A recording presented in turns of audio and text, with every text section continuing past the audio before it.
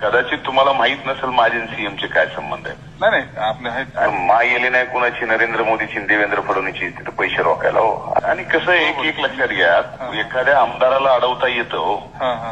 विरोधी पक्ष नेत्याच्या संस्थेला त्यांना अडवता येत नाही, कारण त्यांचं असं होतं. बरोबर, आपण सगळीकडे आपण मी सगळे म्हणजे त्या सभागृहात मी काहीच सुरू देत नाही पुन्हा सत्ताधाऱ्यांचं. बरोबर. त्यामुळे ते माझा नाद करीत नाहीत भैया, माझा ऐका तुम्ही कन्व्हिन्स व्हा. पैसे तुम्ही नुसते अमाऊंट सांगायची तेवढी आणून द्यायची. बरोबर. आता मी परळीची नगरपालिका चालविली का नाही, एका वेळेस मी 150 कोटी रुपये आणले आणि कुठं रोखले.